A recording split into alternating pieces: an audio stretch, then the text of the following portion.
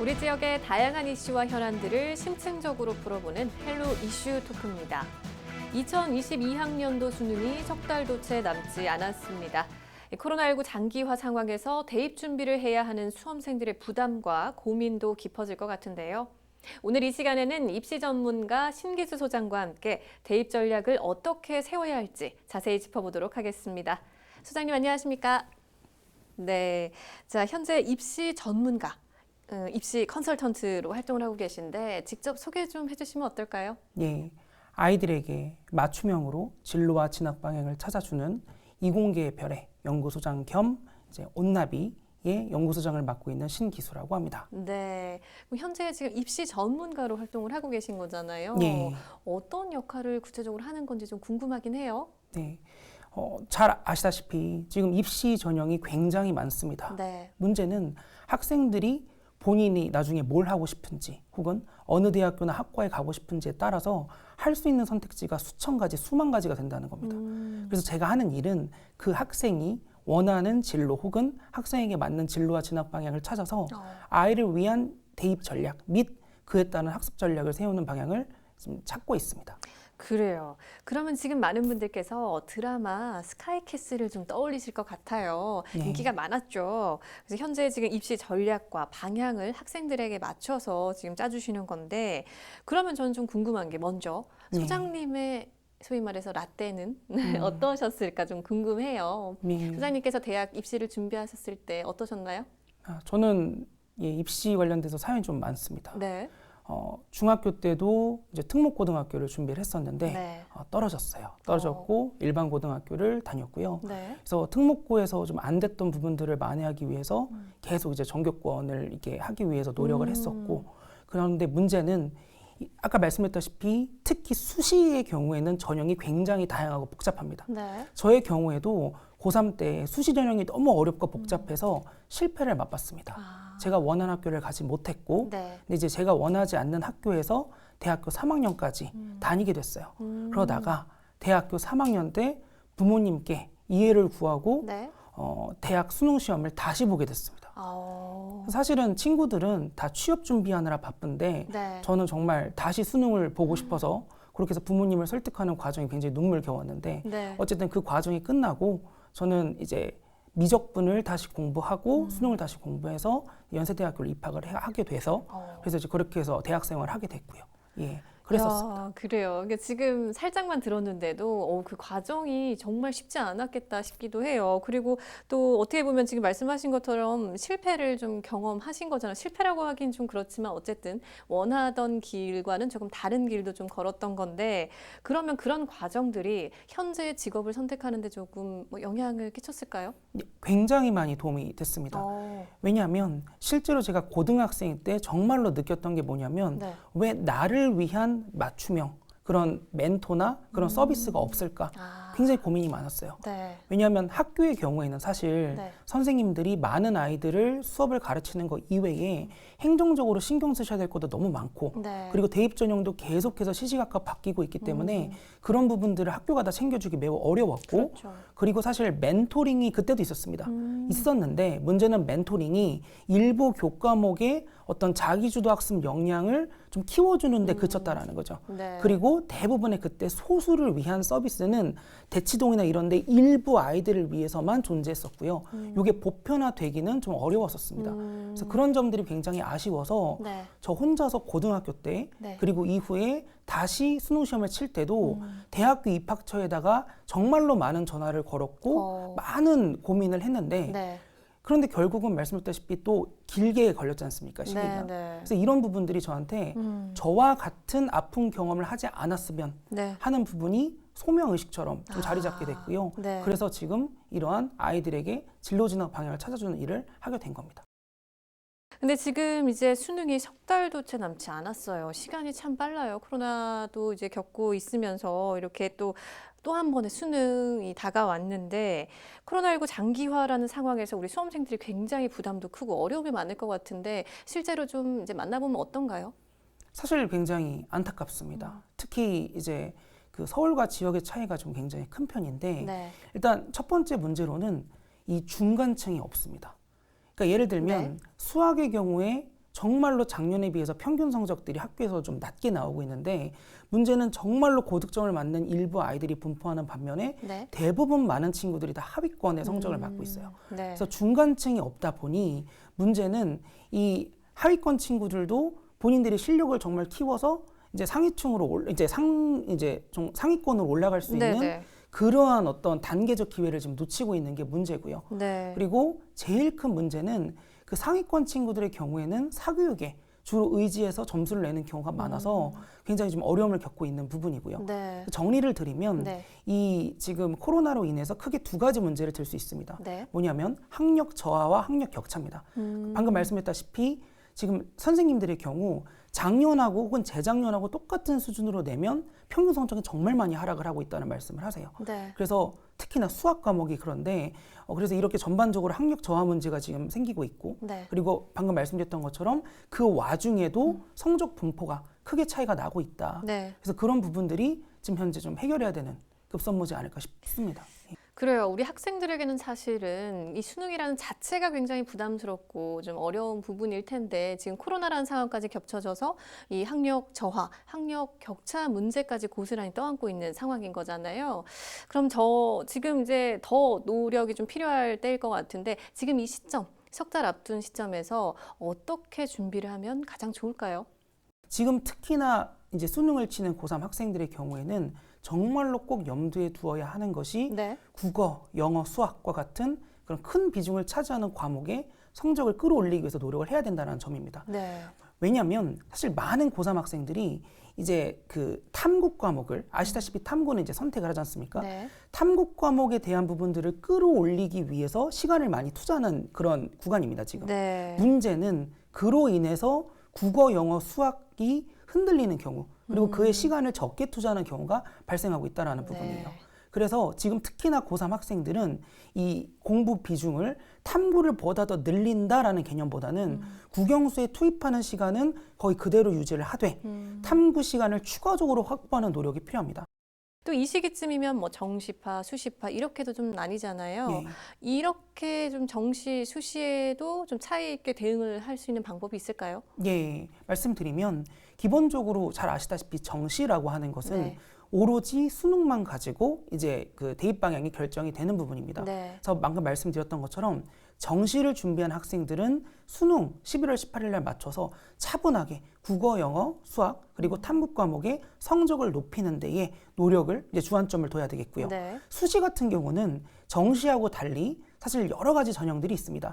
그 중에 기본적으로 학생부 교과 전형이라고 하는 내신 위주의 전형들이 있어요. 네. 근데 이 전형들도 면접이 존재하고 그리고 더 중요한 거는 수능 최저 학력 기준이라는 게 존재합니다.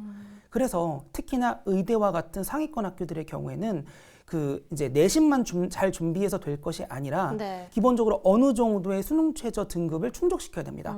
그래서 공부를 할 때는 네.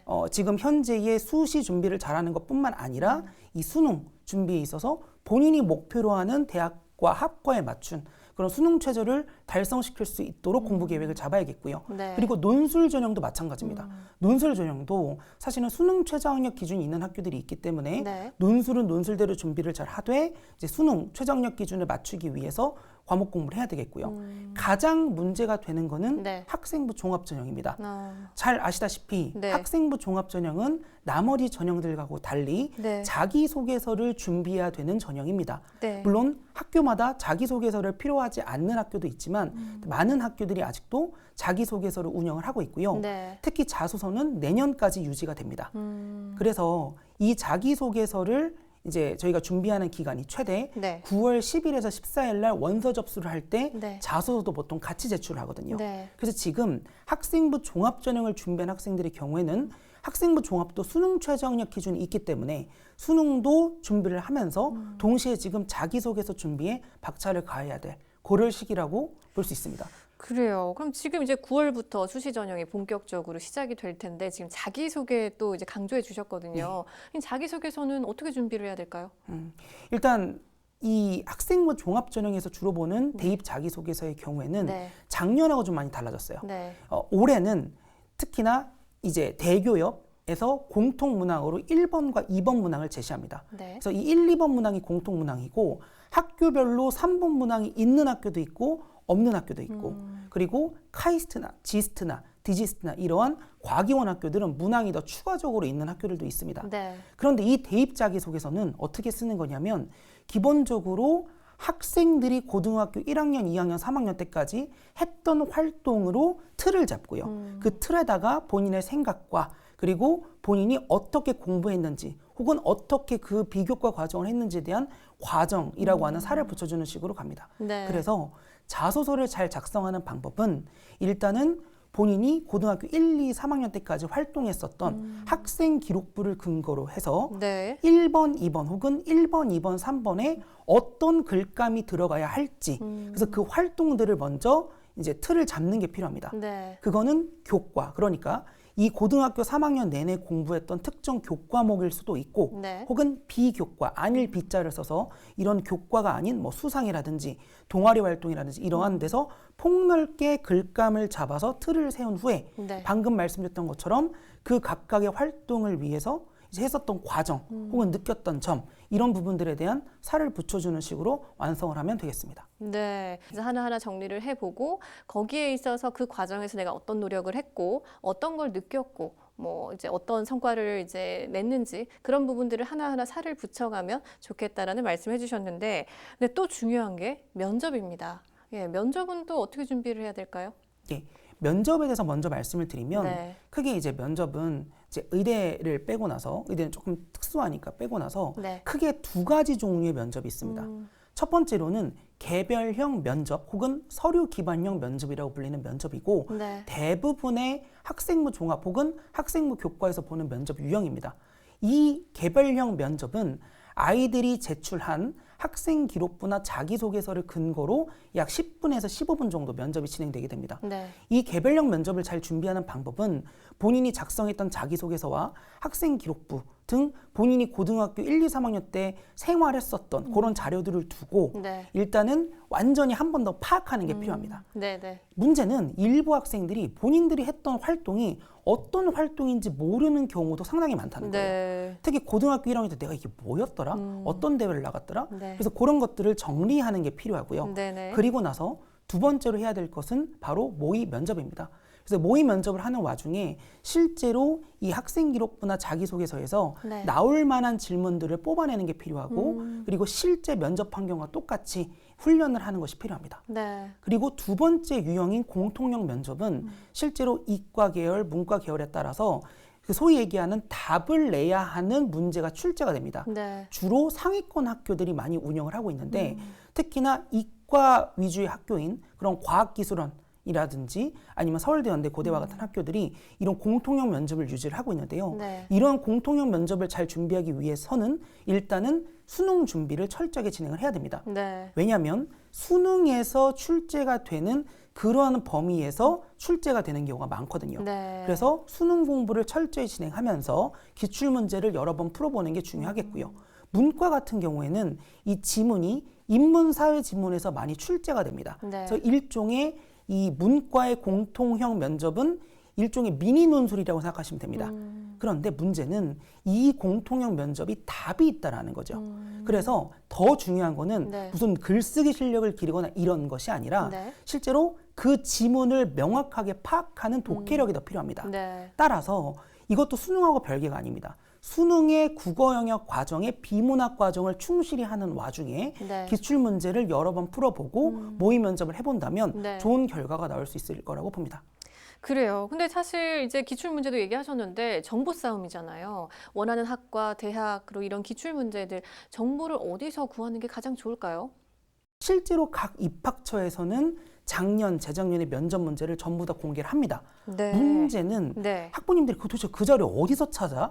라고 하시는데 네네. 그 학교의 입학처를 들어가시면 네. 선행학습 영향평가 결과라고 하는 파일명이 존재합니다. 네. 이게 굉장히 조금 고민되는 파일명인데 네. 사실 학부님들이 이런 파일명을 보시고 여기 면접 기출 문제가 있어라고 생각을 못 하세요. 네. 이 파일명이 왜 만들어졌냐면 각 대학교에서 우리가 이렇게 면접 문제를 출제했고 논술 문제를 출제했는데 이게 고등학교 범위를 벗어나는 형태로 그렇게 우린 출제하지 않았어. 이거는 제대로 되게 고등학교 과정을 충실히 이행을 했다면 네. 풀 수 있는 문제야 라고 하는 거를 보여주기 위한 자료거든요. 네. 그래서 이 선행학습 영향결과 평가라고 하는 그 파일 안에 들어가 보시면 기출문제가 들어가 있습니다. 그래서 이 예. 점은 꼭 기억해 주시면 좋겠네요. 해당 학교의 입학처 들어가셔서 선행학습 영향결과 결과 예. 평가서를 이제 클릭해서 보시면 도움을 받아보실 수 있겠네요. 왜냐하면 사실 요즘 코로나 장기화로 뭐 입학, 뭐 박람회 같은 것도 다 이제 미뤄지고 취소가 되다 보니까 학부모님들께서도 답답하시거든요. 어디서 네. 도움을 받아야 하나. 근데 요 점은 좀 기억해 두시고 메모해 두시면 좋을 것 같네요. 근데 사실 아까 이제 살짝 언급하셨는데 이제 온라인 수업으로 인해서 학력 저하 문제, 뭐 아까 격차 문제도 얘기를 하셨는데 학부모님들이 굉장히 고민을 많이 하고 계세요.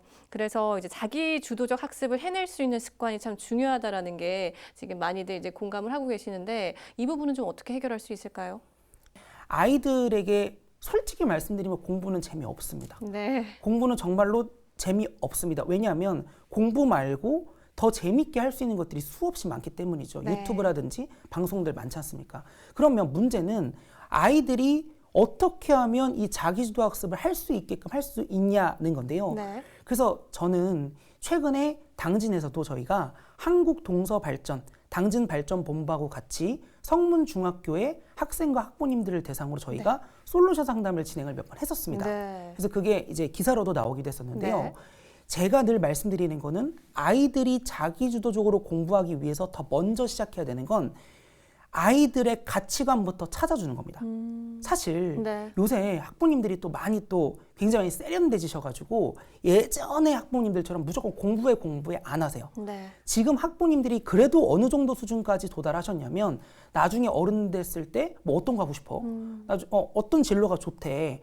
혹은 요새 새로 생기는 신생 직업들도 막 추천해 주시고 해서 학부모님들이 굉장히 세련되지시긴 했습니다. 네. 네. 문제는 그 부분에서 더 나아가서 나중에 어른 됐을 때 어떻게 살면 행복하겠니? 라고 하는 가치관을 찾아주는 게 중요합니다. 네. 왜냐하면 아이들이 사실 지금 초등학생이나 중학생이나 대학교 입시는 너무 먼 얘기입니다. 그래서 그 아이가 예를 들어서 의대 쪽으로 보내고 싶다라고 했을 때 아이가 예를 들어 경제적 가치가 아이의 가치관입니다. 돈을 많이 벌고 싶고 이런 게 가치관인데 네. 아이한테 이국종 교수님 영상이라든지 그런 영상을 보여줬을 때 아이들은 자극이 안 된다라는 거죠. 그래서 다시 한번 말씀드리면 네. 기본적으로 아이들의 자기주도학습 역량을 키우기 위해서는 나중에 어른 됐을 때 뭘 하고 싶니라고 하는 아이의 가치관을 찾아주고 네. 그 가치관에 맞는 진로를 찾아주고 네. 그에 따른 소위 얘기하는 대학과 학과 그리고 나서 거기를 목표로 만든 다음에 네. 그 목표를 이루기 위해서 어디까지 공부해야 되는지를 알려주는 게 중요합니다. 네. 이런 형태로 로드맵이 짜여진 아이들은 온라인 환경이라고 하는 혼자서 공부하기 대단히 어려운 환경에서도 버팁니다. 그런데 이런 본인만의 로드맵이 없는 대부분의 아이들은 네. 공부를 하다가 사실은 유튜브라든지 이런 거 보다가 빠지기도 하죠. 그래서 저는 어떤 세부적인 어떤 공부 멘토링 방법 이전에 이런 아이들마다 자기주도 학습을 제대로 할 수 있는 진로진학 로드맵이 짜여지는 게 더 중요하다고 봅니다. 네. 참 이제 석 달 남은 이 수능이 또 아이들에게 지금 굉장히 부담이 될 텐데 방송을 통해서 전하고 싶은 말씀 있으실까요? 마지막으로. 예. 일단 지금 현재 수능을 준비하고 있는 혹은 입시를 준비하고 있는 고3 학생들 네. 혹은 학부님들 정말 힘내셨으면 좋겠다라는 생각이 듭니다. 왜냐하면 정말 다 힘들거든요. 그렇죠. 예. 그런데 문제는 다 힘듦에도 불구하고 지금 열심히 하는 학생들은 하고 있다라는 겁니다. 네. 그래서 특히나 지금 코로나 환경 혹은 이러한 지금 비대면 환경이 핑계거리가 되면 절대 안 되고요. 네. 이러한 상황에서도 더 나한테 맞는 진로가 무엇인지, 나한테 더 맞는 진학방이 무엇인지 더 고민을 해야 되겠다라는 생각으로 입시 혹은 이 진학 문제를 접근을 해주셨으면 좋겠다라는 말씀 드리고 싶습니다. 정말 우리 소장님 말씀하신 것처럼 모두 같이 힘을 내서 아이들이 꿈을 이룰 수 있는 그런 시간이 되면 좋을 것 같습니다. 자, 오늘 말씀 잘 들었습니다. 고맙습니다. 코로나19 상황 속에서 수능을 준비하는 우리 수험생들에게 남은 80여일의 시간이 굉장히 중요할 텐데요. 오늘 신기수 소장님 말씀해 주신 조언 잘 참고해서 대비 전략 세워보시면 좋을 것 같습니다. 헬로 이슈토크 오늘 저희가 준비한 소식은 여기까지입니다. 함께해 주신 여러분 고맙습니다.